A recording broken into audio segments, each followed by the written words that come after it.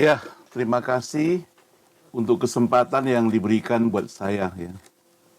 Kemarin Pak Rene telepon ya. Saya udah tahu pasti dia mau kasih aku chance ya, hadiah ya. Jadi benar dapat hadiah dari Pak Rene ya. Tapi saya senang sekali karena diberi kesempatan ya untuk sama-sama kita share.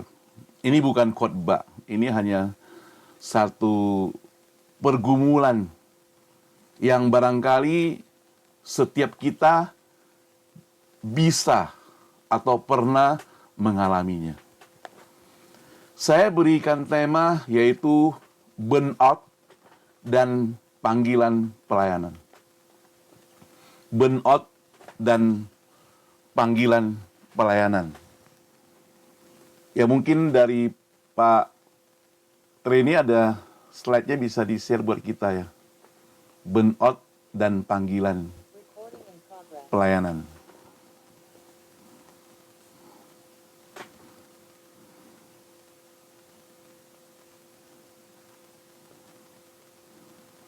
Ya, jadi tema yang saya berikan di sini adalah burnout dan panggilan pelayanan. Nah, Bapak Ibu sekalian dikasih Tuhan, istilah burnout secara kronologi itu mulai dikenal dalam konteks pekerjaan sejak tahun 1970. Terutama untuk menjelaskan satu fenomena stres dalam pekerjaan. Secara khusus pekerjaan yang gagal. Jadi orang-orang yang gagal mengelola pekerjaan menyebabkan dia stres. Dan bukan hanya itu, saudara. Orang-orang yang terlalu banyak pekerjaan itu juga menyebabkan stres, kelelahan fisik, mental, suka marah, emosi tidak stabil, dan sebagainya. Nah, menurut klarifikasi penyakit internasional disebut sebagai ICD-11 ya. Oleh WHO, burnout ini didefinisikan sebagai satu sindrom stres di tempat kerja yang dibiarkan berlangsung lama. Ya. Yang dibiarkan berlangsung lama, kemudian tak tertangani dengan baik. Jadi bukan semacam kondisi medis dalam keadaan sakit, bukan. Tapi kadang orang dalam keadaan sehat. Jadi kita pikir, wah, dia sukacita sekali. Dia gembira sekali. Dia sehat sekali. Tapi orang tidak tahu, di dalam dirinya itu penuh dengan tekanan, penuh stres dan sebagainya. Terutama menghadapi lingkungan kerja. Tempat dia bersama-sama dengan orang setiap hari. Nah, di bawah itu ada ciri-ciri utama burnout. Ada fenomena stres, kerja gagal, tadi dikatakan ya, dan sebagainya. Nah, kemudian kalau kita perhatikan, istilah burnout itu, nah, di gambar itu ditulis muncul dari seorang yang bernama Herbert Freudenberger. Saya catat di sini, Herbert Freudenberger adalah seorang psikolog Amerika. Dia lahir di Jerman. Dan meskipun dia termasuk sebagai praktisi, editor, ahli teori, dan penulis, kontribusinya yang paling signifikan adalah dalam hal pemahaman dan penanganan stres, yaitu kelelahan yang kronis dan penyalahgunaan zat.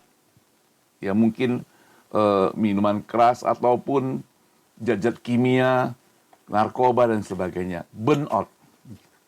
Ya. Nah, jadi di sini kalau kita perhatikan, menurut Fred sendiri, ya, menurut dia, ya, kelelahan atau keletihan fisik itu, mental dan emosional yang disebabkan tuntutan pekerjaan atau panggilan itu yang melebihi kapasitas. Terlalu full istilahnya. melebihi kapasitas. Jadi kadang apalagi hamba-hamba Tuhan yang melayani di gereja kecil maupun besar, terutama mereka yang masih belum punya kepercayaan penuh menyerahkan supaya ada orang lain yang bisa bantu dia. Jadi istilahnya single fighter ya, diborong semua, maka tidak jarang kita temukan orang-orang yang menghadapi kondisi seperti ini. Jadi dia merasa sangat berat, sangat banyak tuntutannya, sangat banyak pekerjaannya, sibuk sekali. Tapi semuanya mungkin dia kerjakan belum tentu berhasil. Kelihatannya sibuk, pagi, sore, siang, malam sibuk. Gak ada waktu. Gak ada waktu untuk keluarga, bahkan gak ada waktu untuk diri sendiri. Sibuk sekali masalahnya. Nah, sekarang kita coba cari istilah dari burnout. Saya mencoba mencari istilahnya ya. Saudara, istilah burnout itu secara harafiah kan kita tahu terbakar habis. Dalam konteks psikologi digambarkan kondisi tadi kelelahan fisik, emosional, dan mental yang ekstrim. Dan mengapa ini terjadi? Secara umum dari tekanan pekerjaan, tuntutan, target pencapaian yang tidak kunjung tiba, dan sebagainya. Ciri-cirinya, saudara, itu tidak muncul mendadak, tapi ada proses dan waktu. Orang itu kelihatan lelah dalam energi hidupnya, perasaan lelah, kehilangan tenaga, dan tidak segar meskipun banyak istirahat. Saya garis bawahi, tidak segar meskipun banyak istirahat. Kemudian ada jarak mental dan perilaku negatif, muncul sinisme, ketidakpedulian terhadap pekerjaan, sikap negatif terhadap pekerjaan. Kita, orang-orang yang menghadapi seperti itu, atau kita yang menghadapi seperti itu, bisa menjadi tidak peduli terhadap pekerjaan kita, walaupun sibuk, tapi kelihatannya dia hanya kerjakan yang penting, kelihatan sibuk. Soal mutu sudah tidak lagi dipedulikan. Yang selanjutnya efikasi profesional menurun. Merasa tidak efektif. Akhirnya dia merasa diri tidak efektif. Merasa kurang mampu berkarya. Penurunan produktivitas kerjaannya. Jadi itulah orang-orang yang burnout. Nah, statistik menunjukkan bahwa setelah pandemi COVID-19, burnout di kalangan pendeta Amerika Serikat signifikan. Bila sebelum pandemi angka burnout berada pada kisaran 20-30%, maka survei setelah pandemi naik menjadi 40%. Dan yang pernah serius ingin keluar dari jemaat yang dilayani. Dan 50% pernah secara serius berpikir untuk keluar dari pelayanan sama sekali. Ingin berhenti. Ini saya ambil dari sumber data dari survei Hartford Institute for Religion Research 2023 yang melibatkan 1.700 pendeta lintas denominasi di Amerika Serikat. Nggak tahu saudara termasuk salah satu atau tidak, nggak tahu ya. Nah, Alkitab yang kita ambil hari ini adalah Matius 11. Baik terjemahan baru maupun terjemahan baru 2 itu sama diterjemahkan. Marilah kepadaku semua yang letih lesu dan berbeban berat. Aku akan memberi kelegaan kepadamu. Saya ulangi, marilah kepadaku semua yang letih lesu dan berbeban berat. Aku akan memberi kelegaan kepadamu. Nah, ini dalam bahasa aslinya. Cuma saya gak bahas itu ya. Saudara mungkin lebih tahu daripada ini. Cuma saya ada kutip beberapa kata-kata. Di sini ada kata marilah. Ada salah ketik. Marilah. Yang kedua kepadaku. Yang ketiga semua. Yang keempat yang letih lesu. Selain itu, dan yang berbeban berat. Siapa? Aku. Untuk apa? Memberikan kelegaan kepadamu. Nah, saudara, di sini jelas bahwa ada beberapa hal yang perlu kita perhatikan dari berbagai kata-kata ini, saudara. Cukup penting untuk kita memaknainya sebagai orang percaya. Firman Tuhan berbunyi, marilah kepadaku semua yang letih lesu dan berbeban berat. Aku yaitu Yesus, memberi kelegaan kepadamu. Marilah, kata marilah itu kalau saya coba menyelidiki dari kata tadi bahasa Yunaninya deute, itu berarti bentuk imperatif. Ada kalimat perintah atau ajakan, memanggil. Marilah secara pribadi, personal, satu orang, sebutkan namanya mungkin, Yohanes, ataupun Matius dan sebagainya. Tapi juga secara kolektif, marilah bersama-sama kepadaku. Marilah kepadaku. Dipanggil untuk datang kepadanya. Jadi kalau ada kata kepadaku itu berarti mengundang, mendekat kepada Yesus sendiri. Bukan marilah kita pergi ke kota anu, bukan. Tapi marilah kepadaku secara langsung. Secara personal, hubungan pribadi kepada Tuhan Yesus. Siapa yang dipanggil? Kita mencatat semua pantai, semua. Dengan tidak memandang status. Artinya secara universal, baik dia kaya maupun miskin, tua maupun muda, berpendidikan atau tidak, berpengetahuan ataupun tidak berpengetahuan, berjabatan ataupun tidak berjabatan, marilah, laki perempuan, marilah kepadaku. Siapa yang dipanggil? Ada dua kategori orang yang dipanggil. Yang letih lesu.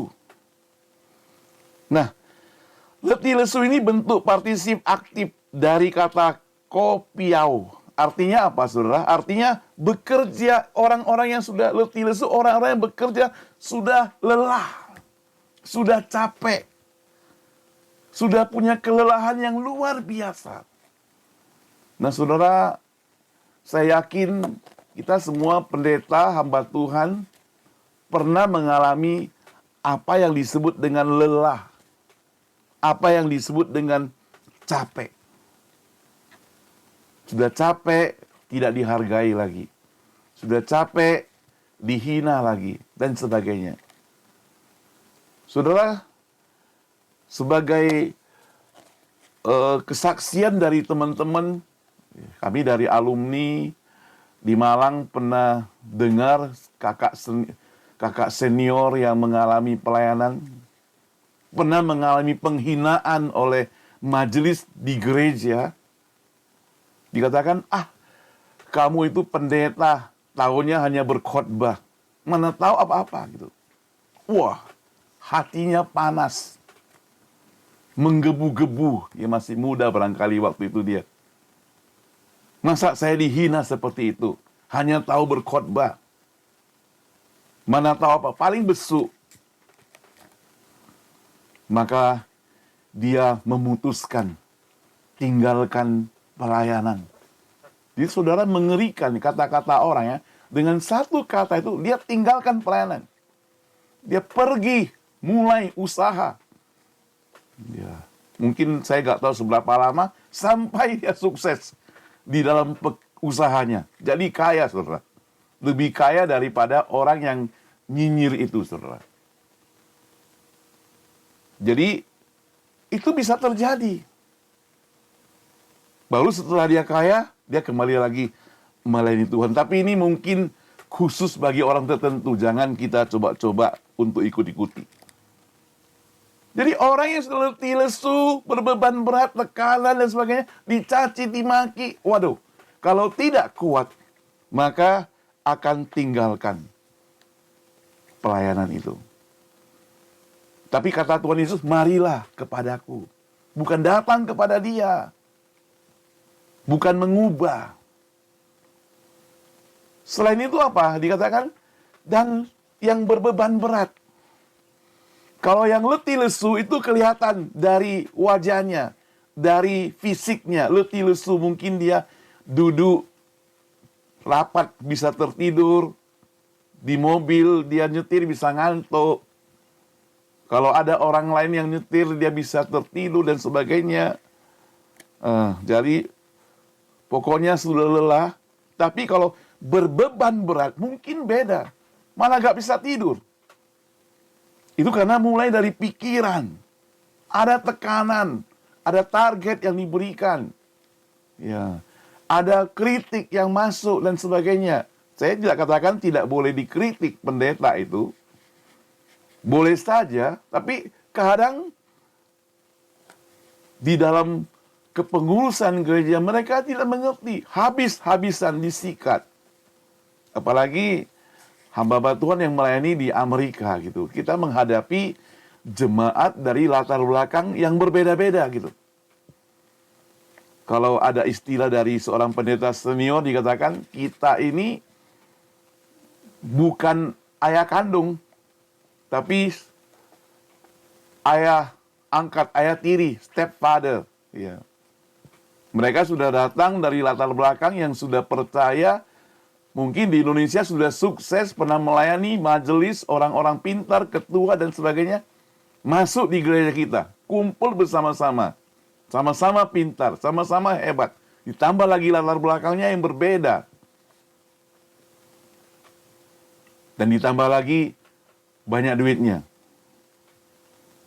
Wah, maka bisa saja hamba Tuhan yang melayani itu mengalami beban berat, dihimpit, ditekan, dan sebagainya. Nah, saudara yang saya kasih Tuhan, itu sebabnya maka firman Tuhan jelaskan, marilah kepadaku semua yang letih lesu dan berbeban berat, aku ditegaskan kembali bahwa Yesus secara pribadi bertindak, memanggil, melakukan panggilan itu, dan akan meresponi memberikan kelegaan. Memberikan istirahat yang sungguh. Kata anapau, memberi istirahat yang sungguh, menenangkan, memulihkan. Saya garis bawahi, memberikan istirahat bukan berarti berhenti. Bukan berarti stop. Tapi temporary. Misalnya kalau kita pendeta ya ambil cuti lah ya. Ambil waktu istirahat. Cuti kan tidak perlu harus ke luar kota, luar negeri. Mungkin ambil waktu sejenak belajar pribadi di library dan sebagainya. Bisa kita lakukan. Tapi seringkali kita lakukan kalau kita ambil cuti mungkin lalu banyak pelayanan lagi. Di Indonesia, banyak pelayanan, kemudian banyak kegiatan, banyak tugas. Bukan cuti, saudara, malah tambah banyak tugas kita, tambah berat, tambah lesu lah, tambah beban berat. Pulang-pulang, tambah letih lesu. Itu yang sering terjadi bagi hamba Tuhan yang melayani, mungkin yang di Indonesia maupun di Amerika, pikirnya dia mau ambil cuti ke Amerika. Ya, diundang sana sini, khotbah sana sini, pergi sana sini, KKR sana sini. Wah, kembali lagi bukannya fresh, tapi tambah lelah, tambah letih. Tapi firman Tuhan katakan, aku akan memberikan kelegaan, istirahat. Tenangkan dirimu, supaya dipulihkan, supaya akan bangkit kembali. Ya. Kelagaannya kepada kita, supaya secara langsung kita bangkit kembali. Kita bangkit kembali.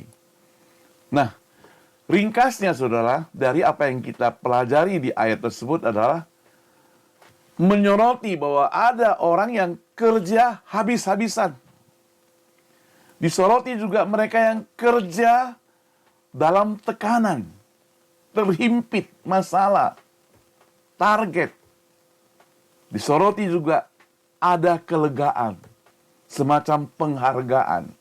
Nah, itu urutannya. Boleh kita kerja habis-habisan, boleh kita kerja mengalami tekanan, tapi ada kelegaan, ada pengharapan, ada sesuatu yang merupakan sukacitanya. Itu sebabnya saudara, sebagai hamba Tuhan, kita mungkin kalau kita benar-benar dipanggil untuk melayani dengan sungguh-sungguh mengalami kasih-Nya dan sebagainya, penderitaan kita, kesulitan kita, masalah kita, persoalan kita, kesakitan kita, tidak apa-apanya dibandingkan dengan apa yang dialami Tuhan Yesus. Dan datang kepada Kristus, sekali lagi dikatakan, bukan istirahat total, melainkan datang pada Kristus. Bukan sekedar cuti di tempat cuti, melainkan bertubi-tubi, yang namanya bukan cuti. Itu namanya diutus oleh gereja. Nah saudara, ini kalau diulangi lagi tanda-tanda burnout dalam pelayanan, kita bisa cek diri sendiri. Ada perasaan letih terus-menerus, kita sudah kehilangan motivasi untuk melayani, sinisme, frustrasi terhadap orang-orang yang kita layani, ya, diajak mereka terlibat tidak mau, dan sebagainya, tidak mendukung, menurunnya kinerja maupun semangat rohani, dan banyak psikolog Kristen menekankan pentingnya self-care. Kita jangan biarkan diri kita itu menjadi terpengaruh seperti kondisi di luar sana, sehingga kita menjadi tidak menghargai diri kita sendiri. Kita harus merawat diri kita, tetap dalam keadaan sehat. Boleh kita stres, tapi kita harus sehat. Batasan yang sehat antara pelayanan dan kehidupan pribadi itu juga kita perlu ada satu batasannya. Pelayanan oke-oke saja, tapi sendiri juga harus mendapat kekuatan. Terlalu banyak kita melayani orang lain, tapi kita lupa memperkuat diri kita, membaca firman Tuhan pada waktu kita sedang persiapkan khotbah saja. Kita membaca Alkitab hanya pada waktu kita mau KKR, mau melayani. Kalau enggak ada waktu. Mana ada waktu untuk duduk bangun pagi sudah pikirkan masalah jemaat. Bangun pagi sudah pikirkan bagaimana melayani. Perlu juga support system. Saya pikir kita benar. Ada kelompok seperti ini walaupun tidak semua orang bisa ikut secara rutin. Tapi kita perlu adanya mentor, sharing. Ya, paling sedikit ada orang-orang yang bisa kita ajak bicara. Orang-orang yang ajak kita konsultasi, tidak pendam sendiri masalahnya. Nah, saudara, meskipun Alkitab tidak secara langsung menyebut burnout, banyak tokoh dan ayat yang mencerminkan kelelahan pelayanan. Yang biasa saudara tahu mungkin di dalam 1 Raja-Raja 19 ayat 4 bukan? Waktu Elia, dia merasa burnout. Dia katakan, cukuplah itu sekarang. Ya Tuhan, ambillah nyawaku. Sebab aku ini tidak lebih baik dari nenek moyangku. Jadi Elia adalah nabi yang mengalami burnout rohani dan emosional. Setelah berjuang keras untuk Tuhan, ia merasa sendirian dan ingin menyerah. Seringkali kita juga bisa menghadapi demikian, saudara. Ada banyak hal yang kita kerjakan sampai kita merasa lelah, kemudian ingin menyerah. Sudahlah, saya mau stop. Nah, ini yang Tuhan tegur kita malam hari ini atau pagi hari ini. Yesus mengajak murid-muridnya, marilah kita menyeliri ke tempat yang sunyi, beristirahatlah. Jadi Yesus juga mengajarkan, jangan kalian sampai lesu, lelah, terlalu capek. Markus 6 ayat 31, marilah kita menyendiri tempat yang sunyi, istirahatlah. Yesus mengakui pentingnya jeda dari pelayanan untuk menghindari kelelahan. Istirahat. Galatia 6 ayat 9, janganlah kita jemu-jemu berbuat baik, karena apabila sudah datang waktunya kita akan menuai. Jika tidak demikian kita menjadi lemah. Ajaran ini juga menguatkan supaya tetap semangat meski tantangan dan keletihan selalu datang. Nah, saudara, kesimpulan singkatnya dalam Alkitab memang mengakui kelelahan itu. Itu memang nyata. Bahkan tokoh iman pun mengalami seperti itu. Tuhan pun menyediakan waktu untuk istirahat. Saya mencatat sebagai bagian dari penutup ada langkah-langkah spiritual supaya kita keluar dari burnout. Ini bukan patokan mati. Kita sama-sama belajar. Pertama, saya pikir ini yang paling penting. Datang kepada Tuhan secara pribadi. Sesuai dengan ayat Alkitab.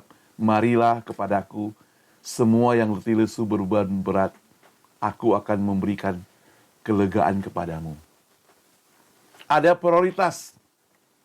Hubungan dengan Tuhan. Kemudian yang kedua dikatakan ambil waktu untuk beristirahat. Rest dan retreat. Yesus sendiri memberikan contoh pentingnya menyepi. Tadi kita sudah kutip ayatnya. Miliki batasan sehat. Kita perlu delegasi tugas. Tidak semua pelayanan harus kita kerjakan. Seperti nasihat Yitro kepada Musa. Karena Musa sifatnya borongan. Yitro bilang, gak baik kamu seperti itu. Harus serahkan kepada yang lain juga. Jadi tidak harus borongan. Jadi kalau namanya juga pelayanan berarti membagi. Sama-sama terlibat. Mestinya jemaat yang dewasa dia akan merasa marah kalau dia tidak dilibatkan. Gitu. Jemaat yang masih kanak-kanak dia merasa marah kalau dilibatkan gitu. Kenapa saya terus? Kenapa kau harus panggil saya lagi? Kenapa? Kenapa? Gak ada orang lainnya. Mestinya dia akan bersuka cita. Oh, Tuhan mau pakai saya. Tapi kalau ada orang yang sudah ucapkan itu, mungkin dia sudah burn out juga, saudara. Yang lain, bangun komunitas pendukung. Kita mau evaluasi apa yang kita kerjakan. Miliki mentor, ya. Evaluasi mengapa saya melayani, mengapa sampai hari ini saya harus tetap melayani. Nah, saudara yang dikasih Tuhan, itu merupakan panggilan kita tentunya. Sebagai penutup, ada salah satu kesaksian teolog besar yang pernah mengalami burnout, namanya Wayne Corbo. Kita kurang familiar atau bagaimana, tapi saya jelaskan. Pendeta gereja besar di Hawaii, tempatnya Pak Rene ya. Berikut penjelasan berdasarkan data yang kita dapat ya. Latar belakang pelayanannya.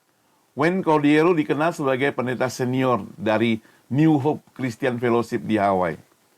Sebuah gereja besar dengan puluhan ribu jemaat. Ia sangat aktif dalam pelayanan, berkhotbah, memimpin tim, serta terlibat dalam banyak aktivitas gerejawi yang menuntut energi dan perhatian yang sangat besar. Cordero pernah mengalami burnout yang berat karena tekanan luar, biasa dari tuntutan pelayanan, atau kurangnya pengelolaan waktu, istirahat, serta lelah secara fisik, mental, dan emosional.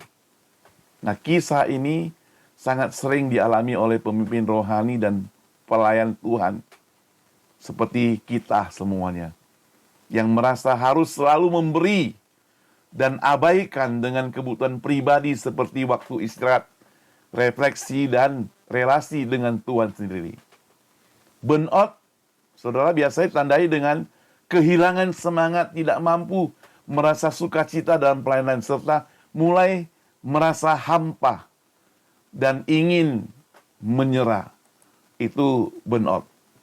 Nah, saudara, untuk memulihkan harus belajar berkata tidak. Ya. Bagaimana kita bangkit dari burnout? Perlu berkata tidak. Belajar untuk katakan tunggu. Dan menekankan pentingnya menjaga kesehatan fisik spiritual. Kemudian pemulihan juga menjadi sehat lah. Tadi dikatakan dukungan, support. Support itu bisa terjadi dari keluarga, dari anak-anak kita, dari orang-orang sekitar yang dekat dengan kita. Waktu kemarin Sabtu, saya hadir di tempat Pak Alven. Lalu waktu pamit pulang sama ibu, saya bilang, Bu, jadi besok bebas tugas ya. Bilang, mana bebas katanya. Besok saya masih mau siap-siap masak lagi katanya. Waduh, luar biasa. Ada support dari seorang istri gitu ya. Yang bisa support dukungan pelayanan. Jadi itu termasuk salah satu yang bisa support kita gitu. Mungkin kita masing-masing punya pasangan atau orang-orang dekat seperti itu, bisa disupport oleh anak, oleh istri, kalau perempuan oleh suami dan sebagainya, yang boleh support kita.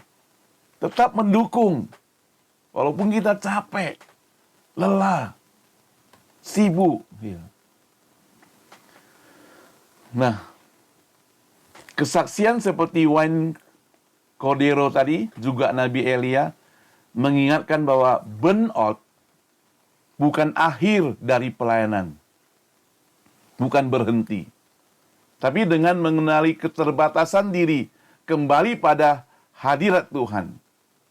Sadar bahwa Tuhan itu membangun ritme hidup yang sehat bagi kita juga. Banyak pemimpin rohani dapat dipulihkan dan dipakai lebih efektif lagi untuk Tuhan. Lebih banyak bisa dipakai untuk Tuhan. Salah satunya, saudara, waktu Petrus, kalau saya boleh ambil istilah, dia merasa burn out atau merasa sudah putus asa, mau kembali lagi menangkap ikan, Yesus katakan kepada dia, engkau kupanggil bukan menangkap ikan. Dari tangkap ikan, sekarang untuk menjala manusia. Jadi bangkit kembali. Bangkit kembali. Saudara, saya mau tutup dengan pantun, ya. Jadi sekarang zamannya orang suka pantun-pantun, ya. Pantun penutup. Ke pasar beli pepaya, dapat bonus sebungkus salak. Melayani Tuhan tiap hari kerja, meski dompet kadang menjerit galak gitu. Yang kedua, pergi ke ladang menanam tebu, hati ikhlas tak minta balas. Melayani Tuhan sepanjang waktu, meski derita datang membalas. Berlayar ke negeri seberang, angin dan badai tak kukira. Tetap setia meski terbuang. Kasih Tuhan tak pernah sirna.